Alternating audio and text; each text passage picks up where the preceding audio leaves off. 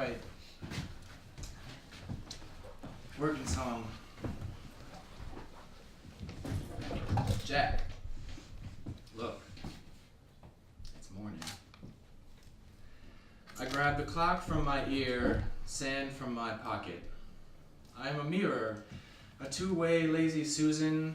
I spin on my nose and walk in circles. I see myself become a moon. I'm a lens. I'm convex, I magnify, concentrate, light rays like old friends pull their hairs to the head of a pin one at a time. Say hi, Jack. Nose full of tobacco and lint. I live just south of the frost line. I tell elaborate lies for cash. If you catch me in a good mood, I might crack 2 eggs over easy. I also sing and dance, but slow. When I see a stop sign, I tie my limbs together. It's easy for Jack, digger of mad holes and tunnels, scratches feet with a hammer, talks to plants about the weather, smells like television and seems to have it all down. A trick of the light. I'm this close to finding out. We find out when we break. I run around telling folks to have a seat. I bisect, whistle, throw dirt at the crowd's feet, bow deeply and spit shine your shoes. How do you do? I'm not a pen. I'm dry. I can't stand still. Itch my head till it burns. I shed my fur in the summer. I'm in the 8-ball on the lip of the cornhole. I'm an easy win. The light approaches and I become the earth I spin on my axis, elongate into an oval, careen endlessly. Some say I am just another open gutter. I call myself the distal toe.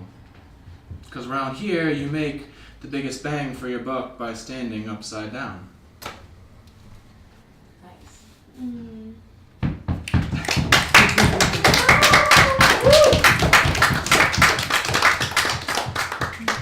This next one is a work in progress, so I'm just gonna read through the whole thing, and I'm sure you'll be able to tell which parts are more developed and which aren't.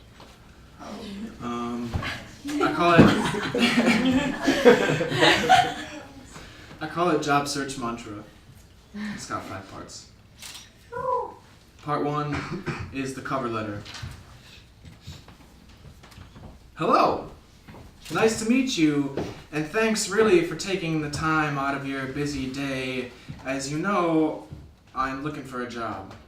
Like, ain't we all trying to find the position of our dreams like puzzle pieces that fell under the chair leg or magnets following the path of some force on the other side of the table. You could even say we are silver spheres on opposite ends of Newton's cradle jumping suddenly because someone told us to.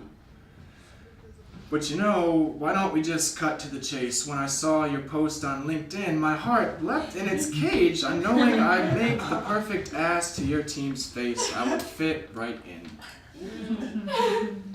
Part 2, the resume. Let's just say I will work. At school, for a piece of paper that came in the mail, will work for 3 capital letters and itchy hands, an official bachelor with a minor in creative writing that I never technically finished, call it soft fiction. And besides, I will work while in class, managing my time well, killing birds with stones all over. I will work on my aim daily, a modern David to your giant list of simple requirements I may or may not meet. I say I will work like a dog on a bone, like my life depends on it, at least till I find something else. Have I told you about all this experience underneath my belt? You'd better grab a seat. My CV will knock your socks off the room, across the room, 'cause you know I will work for not much, work for a lot of things, like pens work for writing, like chainsaws for cutting down trees, like I did, me feeding them to the chipper twice a week. Briefly, I swear, till my knees are torn at the seams, I will work outside in the cold, hoping to keep these fingers intact. I will work downstairs, making copies of paintings of olives riding horses that will sell for thousands, and I will do it for 12 an hour. We'll work for less money and more sweat. We'll work for blisters and sunburn, work for the look of a job well done. We'll work for conversation that is not about our dicks. We'll work for a late night till a tired sun comes up in the sky. If only I could listen to them telling me that is just how this shit works. If only my chest didn't hurt every time I made $1 for every 2 cents. I made him $1 for every 2 cents of mine will work for slant rhymes and hollow enjambment. The ocean echoes out of sight, but it's there. And breathing, we are breathing with it. Can't you see? Just work with me here. Part 3, the employee. And the trunk stood alone, like a flower with no petals, and stark against the weird blue sky it was raining lightly, and the pillar of wood became a monument, and the boss stood there, a hero on his stone horse in that classical statue pose with one leg up, the trunk looking like a spider on a stick. With no legs, like a silent firecracker, it became a body with no arms or legs. The trunk was a mushroom cloud without the cloud. It was a totem with only one face. It was a job, it was money in the bank, and maybe I am being too sensitive about this. Maybe it's just a job for someone else to say they did. A fake painting with his name on it sold to the lovely, intoxicated, toxic couple on a cruise ship, not knowing the difference between a Ponzi scheme and the masterpiece, an olive impersonating Da Vinci. Who would have thought? Part 4, 2 weeks notice. It's 3 haikus. 1. My ass hurts from all this sitting. I'd rather fall down the stairs outside. 2. In a dream, my pen became a flower writing, "The sun is ugly." 3. How about that weather?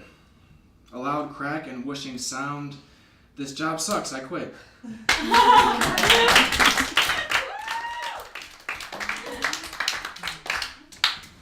Part 5 is called The Bum Angel. Like how a painting has its greatest potential when the painter hates it, all becomes unsacred and anything can happen, emphasizing the state of waiting, of grass that is always greener, of the way out of limbo, of finding an exit sign in the building on fire, of the thrill of the way out. There has got to be a way out. And that's Jobstern's mantra so far.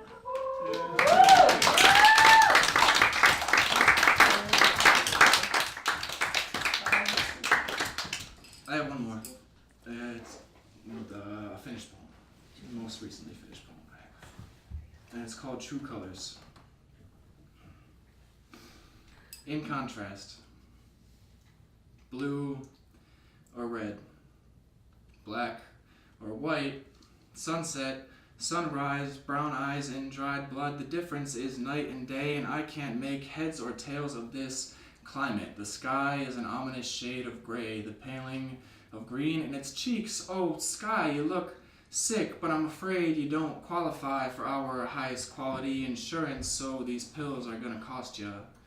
'Cause Big Pharma don't care where you've been, there will be no handouts here, not today, as if the open expanse of celestial rays and crystalline field of cloud did not exist in every set of globes, in every washed out face, in bags under eyes, in shopping carts holding garbage, in outlet malls and Target practice of contact.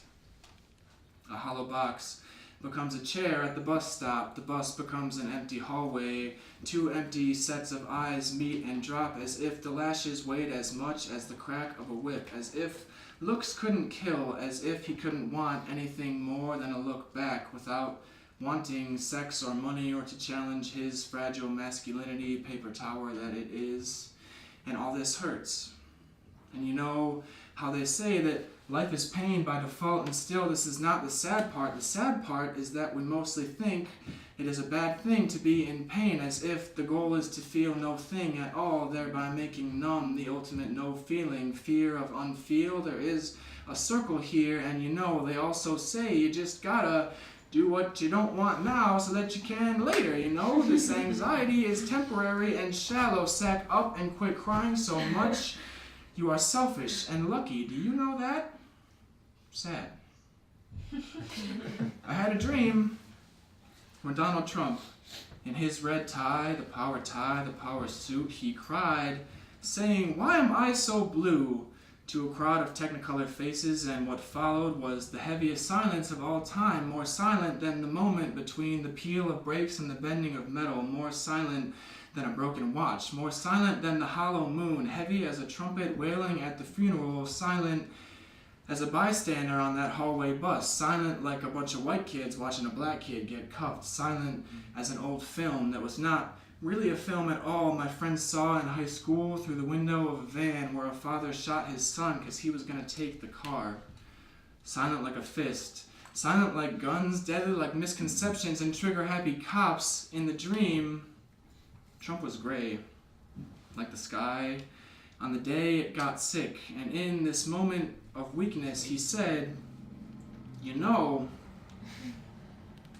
if we all just let the pain of this life wash over and through these caves at our bodies with oceans inside, if we all just knew we all hurt, then maybe the waves rising, a high tide all at once, a universal look in the eye, for me it would be huge."